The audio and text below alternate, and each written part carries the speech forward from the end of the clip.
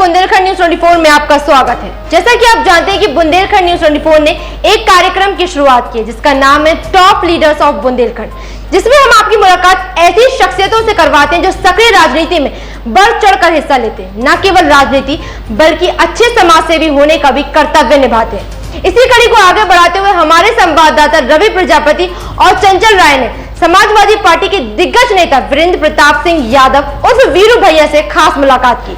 तो देखते हैं इस मुलाकात के कुछ खास अंश। नमस्कार, मैं चंचल राय, बुंदेलखंड न्यूज 24 में आपका स्वागत है। जैसा कि आप जानते हैं कि बुंदेलखंड न्यूज 24 एक सीरीज चला रहा है जिसका नाम है टॉप लीडर्स ऑफ बुंदेलखंड। हम लगातार आपको टॉप लीडर्स ऑफ बुंदेलखंड से मिलवाते आ रहे हैं। आज हम एक ऐसी शख्सियत के पास आए हैं जो कि समाजवादी पार्टी के एक जाने माने चेहरे हैं, जो कि विधायकी के बड़े दावेदार भी लगते हैं। इनका नाम है वीरेंद्र प्रताप सिंह यादव उर्फ वीरू भैया। आइए इनसे आपकी मुलाकात करवाते हैं। नमस्कार। नमस्कार। आपको राजनीति की प्रेरणा कहाँ से मिली? देखिए, मैं बता दूं, चूँकि हमारे पिताजी शुरू से ही आदरणीय मुलायम सिंह जी के टाइम से ही समाजवादी पार्टी में सेवा देते आए हैं। आज भी हमारा पूरा परिवार समाजवादी की ओर पूरे तन मन धन से लगा हुआ है। और मैं ये कह सकता हूँ कि जब मैं छोटा था तो मैंने ये देखा और जाना कि आदरणीय पिताजी के पास बहुत से लोग समस्या लेकर आते थे। कहीं रोड की होती थी, कहीं लाइट की होती थी, कहीं नाली की होती थी, तमाम। और बीच बीच में मुझे भी जाने को मिला है क्षेत्र में, तो मैंने देखा है कहीं ना कहीं लोग बहुत ज़्यादा परेशान हैं। उन सब चीज़ को देखने के बाद जब मैंने अपने पिताजी के कार्यकाल को देखा, तभी मैंने ये निश्चय किया कि आने वाले समय में पढ़ाई के साथ साथ जब मैं बड़ा होऊंगा तो कहीं ना कहीं राजनीति के क्षेत्र में लोगों की मदद करने का काम करूंगा। तो मैं कहूँ राजनीति में आने की प्रेरणा अगर मुझे कहीं से मिली, वो मेरे परिवार और मेरे पिता से मिली। आप अपने राजनीतिक जीवन के बारे में हमारे दर्शकों को बताइए। देखिए, मैं जहाँ तक राजनीतिक जीवन की बात है तो मैं कहूँ कि छात्र जीवन से ही मैं शुरू से राजनीति में रहा हूँ। चाहे आंदोलनों की बात हो, चाहे समाजवादी पार्टी का कोई भी आंदोलन हो, उनमें बढ़ चढ़कर भागीदारी लेना। मैं ये कहूँ कि बीच बीच में जब भी मुझे मौका मिला है पार्टी का नेतृत्व करने का, पार्टी के प्रोग्रामों में भाग लेने का, मैंने हमेशा बढ़ चढ़कर हिस्सा लिया है। और मैं ये कहूँ कि 2015 में मैंने जिला पंचायत का चुनाव लड़ा और मैं जीता भी। और उसके बाद बराबर लोगों की सेवा करने में लगा हुआ हूँ और मैं जिस काबिल हूँ उस काबिल लोगों की सेवा करता हूँ। चाहे गरीब लोगों की सेवा करने का काम हो, जहाँ ज़रूरत पड़ती है स्वयं के धन से भी लोगों की मदद करने का काम करता हूँ। और मैं कह सकता हूँ कि जब 2012 से 2017 के बीच में आदरणीय अखिलेश यादव जी की सरकार थी, तो हमने जो भी मांगे आदरणीय अखिलेश यादव जी के जनता के हित की रखी, तो उन्होंने हमारी मांग मानते हुए जनता की उन ज़रूरत की चीज़ों को देने का काम किया। लगभग कितने वर्षों से आप राजनीति में हैं? मैं बता रहा हूँ, चूँकि जब से मैं कहूँ कि विद्यार्थी जीवन से, मैंने जब से अपनी शिक्षा ग्रहण की 12th के बाद जब से मैं कॉलेज में आया, तभी से मैंने राजनीतिक अपना कैरियर चालू कर दिया था। और मैं कहूँ तभी से लगातार आज जहाँ मैं अपने शिक्षा करने के बाद, मैंने ग्रेजुएशन करने के बाद, उसके बाद मैं सक्रिय राजनीति में आ गया। उस समय मैं बराबर आंदोलनों में रहा हूँ और आज सक्रिय राजनीतिक में आने के बाद लोगों की सेवा करने के लिए हर तौर पर तैयार हूँ। किसी भी स्तर पर अगर लोगों की सेवा करने के लिए मुझे जाना पड़े, मैं उसके लिए तैयार हूँ। आपने अपनी एजुकेशन कहाँ से कंप्लीट की और क्या क्या डिग्रियाँ ली? देखिए, मेरी शुरुआत तो यहीं झांसी से ही हुई थी। मैंने यहाँ से रानी लक्ष्मीबाई स्कूल, पब्लिक स्कूल था, वहाँ से हुई। उसके बाद मैं कहूँ 10th 12th के लिए फिर मैं इंदौर गया। इंदौर से मैंने शिक्षा, उसके बाद फिर कॉलेज लाइफ में मैंने दिल्ली से चालू किया। उसके बाद चूँकि मैं ये कहूँ कि ग्रेजुएशन करने के बाद, बीकॉम करने के बाद मैं वापस झांसी आया और झांसी में आकर लोगों की सेवा करने का काम कर रहा हूँ। आप अपना आदर्श किसे मानते हैं? देखिए, मैं कहूँ कि अगर इस देश में नौजवानों के हितों की रक्षा, नौजवानों का दुख दर्द और नौजवानों को बढ़ाने का कोई काम करता है तो वो सिर्फ और सिर्फ इस पूरे हिंदुस्तान में एक नेता है जिसका नाम आदरणीय अखिलेश यादव जी है। और हमारे आदर्श वही अखिलेश यादव जी हैं, चूँकि हम ये कह सकते हैं कि नौजवानों के हितों की रक्षा अगर कोई कर सकता है, नौजवानों को ऊपर के पायदान पर पहुंचा सकता है, एक गरीब के बेटे को झोपड़ी से निकालकर महल तक बैठाने की बात हो, अगर एक किसी गरीब के लड़के को टिकट के लड़ाने की बात हो, मैं कहूँ अगर नौजवानों की कहीं भी रक्षा कोई की है तो आदरणीय अखिलेश यादव जी ने की है। और मैं उन्हीं को अपना आदर्श मानता हूँ और उन्हीं के बताए हुए रास्ते पर चलता हूँ। आगामी चुनाव में आपकी क्या भूमिका रहने वाली है? देखिए, आगामी चुनाव में तो जहाँ तक मैं कहूँ कि चाहे पहले भी रही हो, आज भी रही हो, अब जहाँ 2022 का चुनाव आने जा रहा है विधानसभा का उत्तर प्रदेश में, तो मैं कह सकता हूँ कि आज अगर सबसे ज़्यादा कोई इस देश में परेशान है तो मैं कहूँ चाहे खेत पे काम करता किसान और सीमा पर तैनात जवान, दोनों ही लोग यहाँ पर परेशान हैं और नौजवान। तो आज अगर मैं कहूँ कि जहाँ एक और आशावादी निगाहों से, चाहे वो किसान हो, नौजवान हो, चाहे मजदूर वर्ग हो, चाहे महिलाओं हो, अगर किसी की तरह आशावादी निगाहों से देख रही हैं तो आदरणीय अखिलेश यादव जी की तरफ देख रही हैं। और निश्चय ही हम लोग बराबर मेहनत कर रहे हैं। हम लोगों ने 2022 का आदरणीय अखिलेश यादव जी ने बिल्कुल फूंक दिया है और 2022 में निश्चय ही हम कह सकते हैं कि आदरणीय अखिलेश यादव जी की सरकार बनेगी और पुनः अखिलेश यादव जी इस प्रदेश के मुख्यमंत्री बनेंगे।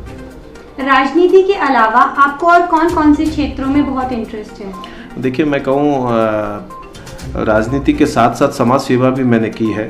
चाहे कोविड के टाइम में मैं कहूँ कि झांसी एक ऐसा सेंट्रल कोऑर्डिनेटर के नाम पर पॉइंट माना गया था, चाहे बम्बई से आदमी आ रहा हो, चाहे दिल्ली से आदमी आ रहा हो, चाहे इंदौर से, भोपाल से, कहीं से भी आदमी आया तो मैं कहूँ कि झांसी से ही होकर गुजरा। और कोविड के टाइम में जितनी भी मदद मुझसे मेरे परिवार से बनी, चाहे लोगों को खाना देने की बात हो, चाहे क्षेत्र में राशन बांटने की बात हो, उस समय कोविड के टाइम में राशन बांटने का काम हमने किया।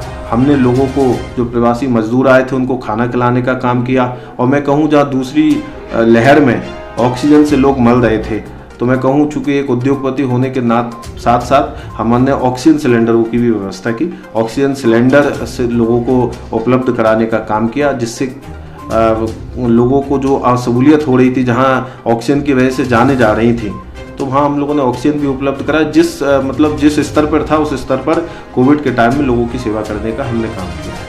अगर आप सत्ता में आते हैं तो ऐसे कौन से कार्य हैं और ऐसी कौन सी सेवाएं हैं जो आप समाज तक और जनता तक पहुंचाएंगे?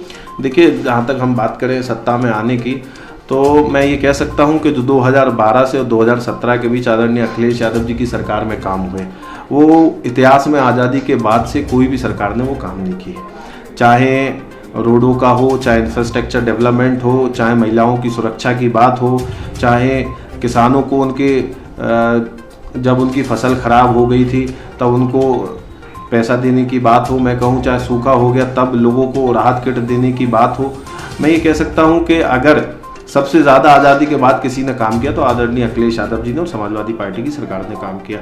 ऐसे ही हमने ये माना है कि 2022 के बाद भी आदरणीय अखिलेश यादव जी की सरकार बनेगी और तमाम जो काम है, मैं अगर बात करूं, चूँकि हम लोग झांसी ज़िले से आते हैं, तो झांसी ज़िले में अगर सबसे ज़्यादा काम किसी ने किया तो आदरणीय समाजवादी पार्टी की सरकार आदरणीय अखिलेश यादव जी ने किया। और जो मुख्य समस्याएं मैंने इस विधानसभा के दौर में क्षेत्र में घूमते हुए और वो जानी है, मैं ये कह सकता हूँ कि अगर मैं अपनी विधानसभा की बात करूँ तो मेरी विधानसभा में ही सबसे ज़्यादा समस्या पानी की है, जहाँ पे पानी के लिए लोग बहुत तरस रहे हैं। उसके साथ साथ अगर मैं कहूँ, एक और बीजेपी जहाँ गौशाला की बात करती है कि हमने गौशाला बना के गाँवों को एक जगह रख दिया है, तो मैं ये बता दूं कि अगर आप क्षेत्र का भ्रमण करेंगे तो ये जानेंगे कि अन्ना जानवरों की सबसे ज़्यादा समस्या इस बुंदेलखंड में पाई जाती है। और बेचारा किसान रात भर, चाहे धूप में कहें, बरसात में कहें, एक टीन सेट के नीचे बैठकर ऐसे ही बारिश में भीगता हुआ उन अन्ना जानवरों को, अपनी खेती को रखाने का काम करता है कि कैसे उन अन्ना जानवरों से हम अपनी खेती को बचा सकें। तो एक तो अन्ना जानवरों की मुख्य समस्या है। मैं ये कह सकता हूँ कि इस झांसी जिले में अगर मैं कहूँ ग्रामीण क्षेत्र में तो कोई भी ऐसा विद्यालय या मैं कहूँ कॉलेज ऐसा नहीं बनाया गया सरकार द्वारा जिससे हमारी बच्चियाँ पढ़ सकें। मैं ये कहूँ कि अभी आप जैसे बच्चियों को बहुत दूर झांसी के जो आसपास के गांव हैं, लोगों को झांसी आना पड़ता है और शाम को वापस जाना पड़ता है, तो कहीं ना कहीं वो सुरक्षा नहीं मिल पाती हमारी बेटियों को। तो मेरा ये मानना है कि अगर आदरणीय अखिलेश यादव जी की सरकार बनी तो हम ये कोशिश करेंगे कि अधिकतर गांवों के बीच में एक ऐसा महिलाओं के लिए विद्यालय खुलाया जाएगा, कॉलेज खुलवाया जाएगा, जिससे कि हमारी बेटियां पढ़ सकें और आगे बढ़ सकें। मैं कहूँ चाहे महिलाओं की सुरक्षा की बात हो, नौजवान, एक सबसे बड़ी समस्या इस बुंदेलखंड की ये भी रही है कि यहाँ के लोगों ने हमेशा पलायन किया है, और पलायन में मैं कहूँ कि यहाँ के बुंदेलखंड के जो महान लोग होते हैं, जो अपनी कला यहाँ न दिखाकर बाहर के प्रदेशों में दिखा रहे हैं और उस प्रदेश की आय में बढ़ोतरी कर रहे हैं, मैं निश्चय ये कह सकता हूँ कि आदरणीय अखिलेश यादव जी की सरकार बनेगी तो यहीं इसी बुंदेलखंड में तमाम ऐसे कारखाने लगेंगे जिससे कि हमारे लोगों को यहाँ से पलायन ना करना पड़े। मैं ये कह सकता हूँ कि आदरणीय अखिलेश यादव की सरकार बनते ही इस पूरे बुंदेलखंड में तमाम ऐसे उद्योग लगने के काम होंगे, तमाम ऐसी फैक्ट्रियाँ लगने के बाद होंगी कि हमारे नौजवानों को बाहर नौकरियाँ करने नहीं जाना पड़ेगा, यहीं मिलेगा। हमारे मजदूरों को बाहर नहीं जाना पड़ेगा, उनको पर्याप्त नौकरी यहीं मिलने का काम होगा। बुंदेलखंड के विकास को लेकर आपका क्या एजेंडा है? देखिए, बुंदेलखंड को हमेशा मैं कहूँ सत्ता में बीजेपी है, सत्ता में बीजेपी ने ठगने का काम किया। अगर आप लोगों को पता है, जब उमा भारती जी यहाँ से चुनाव लड़ी थी तो उन्होंने कहा था बुंदेलखंड राज का गठन होगा, वो भी झूठी बातें रही हैं। उन्होंने उस समय ये कहा था बुंदेलखंड का राज बनेगा, नहीं तो मैं गंगा में डुबकी लगा लूंगी, तो वो सब झूठी अफवाह बातें थी। अब तो देख लीजिए ना, बीजेपी उत्तर प्रदेश में भी है, बीजेपी सेंट्रल में भी है, वो तो दोनों हाथ तो उन्हीं के हैं ना, वो जो चाहे वो कर सकते हैं। लेकिन ये सिर्फ बुंदेलखंड को ठगने का काम हुआ। बुंदेलखंड को कभी कोई, मैं कह सकता हूँ बुंदेलखंड में कभी कोई उद्योग लगने का काम नहीं हुआ। मैं कह सकता हूँ कि चाहे आज महिला सुरक्षाओं की बात हो, चाहे नौजवानों की बात हो, कोई भी ऐसा नौजवानों को काम इस बुंदेलखंड में नहीं किया गया। तो आप लोग जान ही रहे हो कि बुंदेलखंड को हमेशा ठगा गया है, और ठगा किसने? इसी बीजेपी सरकार ने ठगा हुआ है। तो मैं ये कह सकता हूँ कि आदरणीय अखिलेश यादव जी आएंगे तो तमाम ऐसी योजना इस बुंदेलखंड के लिए लाएंगे जिससे कि ये बुंदेलखंड आगे बढ़ सके। और मैं कहूँ कि सबसे ज़्यादा समस्या चाहे पानी की हो, अन्न जानवर, इसी बुंदेलखंड से आती है। इसी बुंदेलखंड में जहाँ हमारे ऐसी रानी लक्ष्मीबाई जैसी वीर धरोहर हो, चाहे मैं कहूँ ओरछा जैसी वीर धरोहर हो, चाहे महोबा में हो, तमाम ऐसी अच्छी चीज़ें इस बुंदेलखंड में रही हैं। लेकिन बुंदेलखंड को कभी भी किसी ने, समाजवादी छोड़ बीजेपी की सरकार ने कभी भी कोई ऐसी चीज़ नहीं दी बुंदेलखंड की जिससे बुंदेलखंड का नाम हो सके। वर्तमान में महंगाई की स्थिति को लेकर आपकी क्या राय है? देखिए, महंगाई तो आप खुद ही जान रहे होंगे। मैं ये कह सकता हूँ कि इतिहास में आज़ादी के बाद से सबसे ज़्यादा महंगाई आज के टाइम में चल रही है। मैं कहूँ आज एक और जहाँ गरीब परिवार का पालन पोषण नहीं हो पा रहा हो, जहाँ खाने की चीज़ें इतनी बढ़ गई हों, तो वो किसी से छुपा नहीं है। आज की तारीख में मैं कहूँ कि पेट्रोल के दाम कहाँ जा रहे हैं वो किसी से छुपे नहीं है। पेट्रोल डीजल के दाम भी जहाँ हैं, वहीं दूसरी ओर किसानों की फसल का आय नहीं बढ़ रही। खाद की मैं कहूँ तो कीमतें कहाँ जा रही हैं, सबको पता है। खाद की महंगाई कितनी बढ़ गई है, चाहे डीएपी यूरिया की महंगाई हो, चाहे पेट्रोल डीजल की महंगाई हो, जो डायरेक्टली किसान से कहीं ना कहीं संबंध रखती हैं। अगर उन सब की पेट्रोल डीजल का दाम बढ़ सकता है, खाद की बोरी का दाम बढ़ सकता है, तो किसान की फसल का दाम क्यों नहीं बढ़ सकता? ये बीजेपी बता। और बीजेपी द्वारा जो काले कानून अब किसान के लिए लाए गए, आप कह रहे हो कि ये किसान के हित के कानून है, और एक और किसान कह रहा है हमें ऐसे हित के कानून नहीं चाहिए। तो आप जब किसानों की बात नहीं मान रहे हो, काले कानून उन पर थोपने की बात कर रहे हो, तो कैसे आज आप कह सकते हो कि किसान खुशहाल है? किसान कहीं से खुशहाल नहीं है। और मैं तो कहूँ किसान के साथ साथ आप देख लो आम लोगों की जिंदगी के हाल क्या हो रहे हैं। और जो नौजवान जो देश की रीढ़ होता है, आज सबसे ज्यादा नौजवान परेशान है। जहां आप कहते थे कि हम 2 करोड़ नौकरियां देंगे, रोजगार देंगे, बता दो कौन सी नौकरियां? मैं कह सकता हूं इस कोविड के टाइम में लोगों से रोजगार छिन गया। आज लोग अपने घर पर हैं, और मैं कहूं जो सामान्य परिवार होते थे आज वो सड़क पर हैं। जहां महंगाई की, आज खाद्य पदार्थ की कीमत आप देख लो, दाल की कीमत कहां पहुंच गई, तेल की कीमत कहां पहुंच गई। जब लोग, मैं कहूं कि आज दुगनी कीमतें हो गई हैं चीजों की, तो कैसे लोग अपना जीवन यापन कर रहे हैं? जहां आप तो एक उस समय जब मैं कहूं कि कांग्रेस की सरकार हुआ करती थी, तो यही बीजेपी वाले लोग कहीं सिलेंडर सर पे रखते थे, कहीं प्याज की माला पहनते थे, कहीं आलू की माला पहनते थे, टमाटर की पहनते थे। तो आज क्या हो गया? आज तो कीमत उनसे दुगनी हो गई। आपने सिलेंडर तो दे दिया जनता को, लेकिन आपने ये कभी पूछा कि उस सिलेंडर को भरवाने के लिए 1000 रुपए जनता कहां से लाएगी? वो गरीब परिवार कहां से 1000 रुपए लाएगा उस सिलेंडर को भरवाने के लिए? आज ये स्थिति हो गई कि वो सिलेंडर तो पूरे दान में फेंक दिए लोगों ने, चूंकि उनके पास 1000 रुपए नहीं है उनको भराने के लिए। आज फिर भी लोग उन्हीं लकड़ियों पे खाना बनाने का काम कर रहे हैं, चूंकि उनके पास वो 1000 रुपए नहीं है। जब आपने ये सिलेंडर दिया था, पहले उन्हीं सिलेंडर कहां 300-400 रुपए से आज 1000 रुपए हो गया। आप बता दो तेल की कीमत, जो तेल सरसों का तेल होता था उसकी कीमत, दाल की कीमत, चावल की कीमत कहां हो गई? मतलब आसमान छू रही है। जो गरीब, जो नीचे तबके का आदमी है, वो एक एक दाने के लिए परेशान है। यही महंगाई मैं कह सकता हूं आने वाले समय में आप ये देख लेना, चाहे वो 2022 का चुनाव हो और चाहे 2024 का चुनाव हो, जनता पूरा मन बना चुकी है कि अगर सबसे ज्यादा जनता परेशान है, नौजवान परेशान है, मजदूर परेशान है, महिलाओं का उत्पीड़न की बात कहें हम, बता दो, इन्होंने कहा था बेटी पढ़ाओ बेटी बचाओ, इन्होंने ये नहीं बताया बेटी किससे बचानी थी। इनको आप लोगों को पता है, चाहे इनकी विधायकों की जो करतूत रही हो, यहाँ इनके नेताओं की जो करतूत रही हो, वो सबको पता है।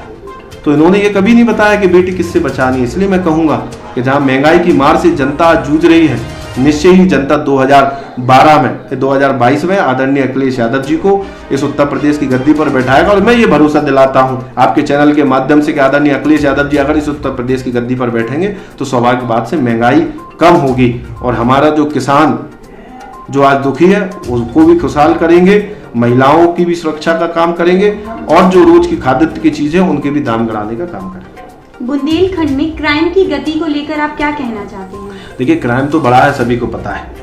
आज इस बुंदेलखंड में जो क्राइम बढ़ा है वो किसी से छुपा नहीं है। आप देख रहे होंगे, चाहे महिलाओं के ऊपर अत्याचार हो रहे हो, चाहे एनकाउंटर्स हो रहे हैं, ठोको नीति चल रही है उस उत्तर प्रदेश में। आदरणीय अखिलेश यादव जी ने कहा है कि योगी जी की सरकार में ठोको नीति चल रही है और जहां सबसे ज्यादा नौजवानों को ठोका जा रहा हो। अगर इस देश का मुखिया ये बोले कि ठोक दो किसी को, तो मुझे नहीं लगता इस देश का मुखिया, अगर आपको याद हो कि मैं कहूँ एक छोटी सी बात कहूंगा कि याद रखना कि किसी राज्य में अगर आप देख लो वहां का राजा होता है और अगर उस राज्य में जनता खुशी नहीं है या जनता को पर्याप्त चीजें नहीं मिल रही हैं, तो आप याद रखना वहां का राजा ईमानदार नहीं है जनता के प्रति। और जहां जनता दुखी हो, आज आप बता दो फर्जी मुकदमे लगा रहे हो तुम हमारे कार्यकर्ताओं पे, हमें आंदोलन, ये तो हमारा अधिकार है आंदोलन की, महंगाई के लिए आंदोलन करना। आप फर्जी मुकदमे लोगों पे लगा रहे हो, एनकाउंटर कर रहे हो, जबरदस्ती लोगों को परेशान कर रहे हो, डरा रहे हो, धमका रहे हो। ये बीजेपी के लोग बताएंगे कि बताओ आज कितने लोगों का फर्जी एनकाउंटर हुआ, चाहे वो नोएडा में हुआ हो, चाहे उत्तर प्रदेश के कहीं भी हुआ हो, तमाम नौजवानों को ठोका गया है। और निश्चय ही जो फर्जी मुकदमे लगाए गए हैं हमारे कार्यकर्ताओं पे, समाजवादी कार्यकर्ता डरा रहे हो हमारे मुकदमे से।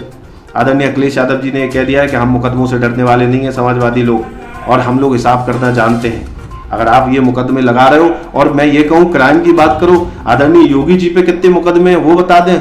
अपने पहली बार इस देश में कोई ऐसा मुख्यमंत्री हुआ जो अपने ही मुकदमे स्वयं वापस ले रहा हो, तो इससे आप समझ सकते हो कि इस प्रदेश की क्या हालत होगी क्राइम की।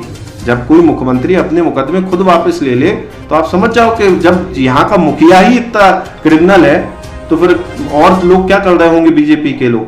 इसलिए जहां तक क्राइम की बात है तो सभी को पता है, चाहे झांसी में हो, आप देख लो तमाम लूटें होती जा रही है, कोई खुलासा नहीं हो रहा, अपहरण होते जा रहे हैं, अपहरण बढ़ते जा रहे हैं।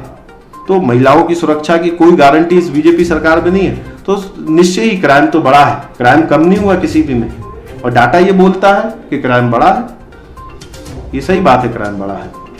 क्या समाजवादी पार्टी आगामी चुनाव के लिए पूरी तरह से तैयार है? देखिए, बिल्कुल पूर्णता से समाजवादी पार्टी तैयार है चुनाव में लड़ने के लिए, उतरने के लिए। और ये चुनावी बिगल आदरणीय अखिलेश यादव जी ने फूंक दिया है। हम लोग गांव-गांव, घर-घर जा रहे हैं, और जब हम लोग गांव में घर-घर जा रहे हैं तो वो लोगों का जन समर्थन हम लोगों को मिल रहा है। तमाम लोग ये कह रहे हैं कि इस बीजेपी सरकार को हमको हटाना है, क्योंकि इस बीजेपी सरकार ने किसी के लिए कुछ नहीं किया। ये कॉर्पोरेट की सरकार है, ये बड़े लोगों की सरकार है, गरीबों की सरकार नहीं है, ना ये किसानों की है, ना नौजवानों की है, ये कॉर्पोरेट की सरकार है।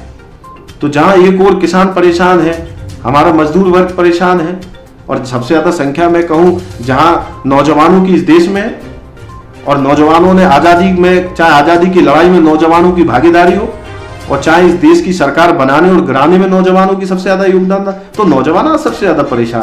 इस नौजवान ने ये मन बना लिया है, किसान ने मन बना लिया है, मजदूर वर्ग ने ये मन बना लिया है कि अब बीजेपी को हम नहीं लाएंगे, बीजेपी को हटाने का काम करेंगे।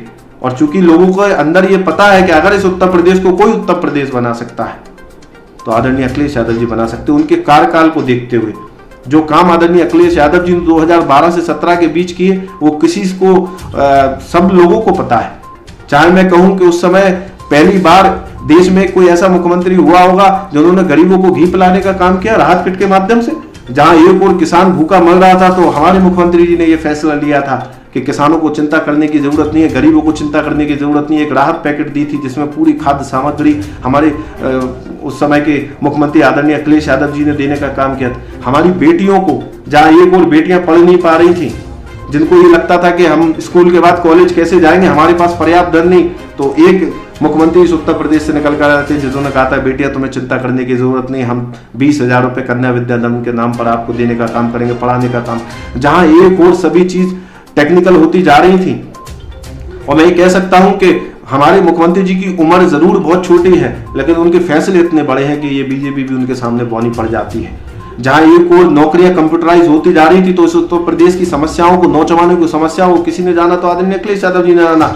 और पहली बार ऐसा देश में हुआ कि 17 लाख लैपटॉप इस उत्तर प्रदेश में किसी ने बांटे थे, तो आदरणीय अखिलेश यादव जी ने बांटे कि 2022 में समाजवादी की सरकार बनेगी, पुनः मुख्यमंत्री आदरणीय अखिलेश यादव जी बनेंगे। और जैसे ही अखिलेश यादव जी इस प्रदेश के मुख्यमंत्री बनेंगे, मैं कह सकता हूँ यहाँ के किसानों की, नौजवानों की, महिलाओं की, मजदूर वर्ग की और पिछड़ा वर्ग की सभी लोगों की समस्याओं का समाधान अगर कोई करेगा तो आदरणीय अखिलेश यादव जी करेंगे। आप अपने पारिवारिक जीवन के बारे में हमारे दर्शकों को बताइए। देखिए, पारिवारिक जीवन में हमारे दादा दादी हैं, पिताजी हैं। हमारे पिताजी समाजवादी पार्टी में मुलायम सिंह जी के टाइम से रहे हैं साथ में। मैं कहूँ जनता दल के टाइम से, जब समाजवादी पार्टी का गठन नहीं हुआ था, जनता दल थी, तब से मेरे पिताजी साथ में है। फिर समाजवादी पार्टी बनी, तब से मैंने जब से अपने जीवन में होश संभाला, मैं समाजवादी पार्टी में रहा। मुझसे एक बड़े भाई भी हैं, वो चूँकि बिजनेस के क्षेत्र में ज़्यादा रहते हैं, राजनीति में इंटरेस्ट कम लेते हैं। तो चाहे मेरी वाइफ है, मेरे बच्ची है, तो हम सभी लोग, हमारा पूरा परिवार, चाहे हमारे रिश्तेदारों, सभी लोग कहीं ना कहीं पार्टी से जुड़े हैं और पार्टी के काम, हमेशा सभी लोग पार्टी का काम करने का काम करते हैं। ऐसा कोई मैसेज जो आप हमारे बुंदेलखंड न्यूज़ 24 के चैनल से दर्शकों तक पहुंचाना चाहते हैं? देखिए, हम तो आपके चैनल के माध्यम से लोगों से यही अपील करेंगे कि देखिए, आपने बहुत देख ली महंगाई की मार और बहुत देख ली वो अच्छे दिन। तो आज सभी लोग ये चाहते हैं कि हमें वो अच्छे दिन नहीं चाहिए, हमारे तो पुराने दिन लौटा दो। और मुझे पूरा यकीन है आपके चैनल के माध्यम से, बुंदेलखंड न्यूज़ के चैनल के माध्यम से, कि आप लोग जो धरातल पर स्थिति है, जो धरातल की स्थिति है, वो ज़रूर आप अपने चैनल के माध्यम से लोगों को दिखाने का काम करेंगे। आज धरातल पर जो स्थिति है वो किसी से छुपी नहीं है। मैं कह सकता हूँ बीजेपी के लोग बड़े बड़े वादे करते हो, बड़े बड़ी चीज़ें बोलते हो, लेकिन धरातल की चीज़ें आज कम ही लोग दिखाते हैं। सभी को पता है कि आज क्या चल रहा है, टीवी में क्या चीज़ दिख रही है, क्या नहीं दिख रही है, सभी को पता है। जहाँ एक और किसान आंदोलन कर रहे हैं, अब किसान आंदोलन में कोई भी न्यूज़ चैनल पर कोई चीज़ नहीं दिखाई जा रही, तो कहीं ना कहीं दुर्भाग्यपूर्ण है। मुझे पूरा विश्वास है, क्योंकि आपका चैनल अच्छा है और हमेशा सत्य की चीज़ें बताता है, तो मुझे पूरा विश्वास है आपके चैनल से। और मैं यही भरोसा और उम्मीद आपसे रखता हूँ कि धरातल पर जहाँ लोग परेशान हैं, उन सब चीज़ों को आप उजागर करोगे, चाहे वो किसी की भी चीज़ हो। आपके लिए सभी, और देश का चौथा स्तंभ हो आप, तो आपका तो ये कर्तव्य है कि लोगों को सही चीज़, सही राह दिखाना। और अगर आप जिस राह सही चीज़ दिखा दोगे, तो मुझे पूरा यकीन है कि अगर आपकी सही चीज़ दिखाने से निश्चय ही 2022 में आदरणीय अखिलेश यादव जी की सरकार बनेगी। मैं आपकी बहुत बहुत शुक्रगुजार हूँ कि आपने अपना कीमती वक्त हमारे चैनल को दिया। Thank you.